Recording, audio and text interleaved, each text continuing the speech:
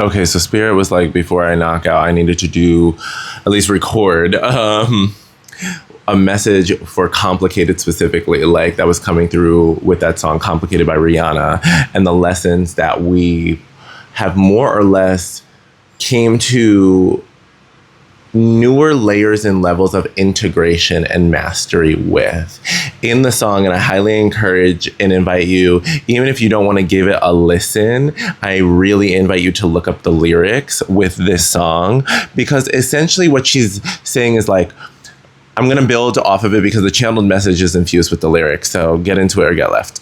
I say with love. Why is everything with you so complicated? Why do you make it hard to love you? Oh, I hate it. If you really want to be alone, I put my hands up because, baby, I tried. Everything with you is so complicated, and essentially she's going over. Now, in this song, it feels as though it's talking about our relationship dynamic. And I feel like for a lot of us, did we learn and experience this lesson about limits? And I'm going to get into that more through relationships, intimacy, partners, whoop-de-whoop-de-woo. You can feel what I'm alluding to and / what I'm referring to. Yes. Yeah, I also want to include all types of relationships with this, not just limiting it to the dating and or sexual and or romantic ones. I'm talking about, like, this has been explored, especially a lot in employment contexts, work, business, entrepreneurship with teams or other people involved, marketing, multi-level marketing, as well as friendships and family. Okay, like this is all of it. And the thing is like, you've learned, in each different relationship, yes, there's uniqueness. In addition to each different type of relationship has its own flavor and distinction with this. Yeah, what Spirit is basically saying is like,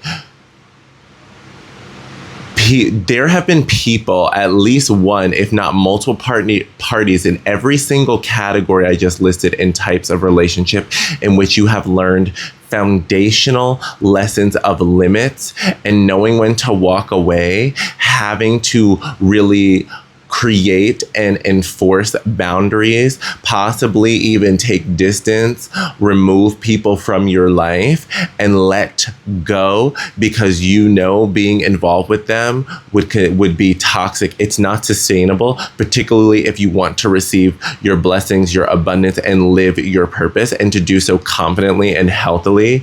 Like basically in every single category that I mentioned, family, friends, lovers, partners, business partners / collaborators, classmates, colleagues, things of that nature. You basically had to walk away, even though you may have really loved and cared for any given one of these parties. Had deep affection for, deep appreciation for, deep desire, at least at one point in time, to have them in your life and wanting them to be in your life for a long time. Not like a messy way or problematic way, but really like from a loving and joyful place, wanting them to be in your life for a long time, many seasons. Yeah, as you experience that relationship and y'all's triggers and shadows and differences, as well as similarities, shared common ground. But when all that came to start mixing in the pot after prolonged and ever deeper, exposure and intermingling, you started to realize things actually weren't really mixing and combining in a harmonious way. And moreover, that you were realizing with these parties in particular that I'm referencing and calling, into question, there was a nature of, on their end, and this is not to say you were perfect.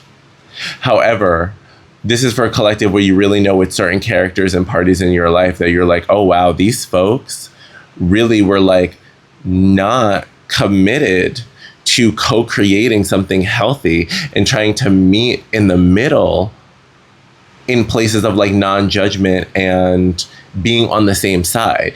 These were parties that really devolved into like being quite confrontational, quite conflict oriented, yet in a way that completely lacked grace, compassion, diplomacy, let alone honestly finesse and depth. It was people who got like destructive in some way, shape, or form, whether it be actively and aggressively or passively and avoidantly. There was like these destructive energies, like nothing that really would co-create or bring great resolution or reconciliation.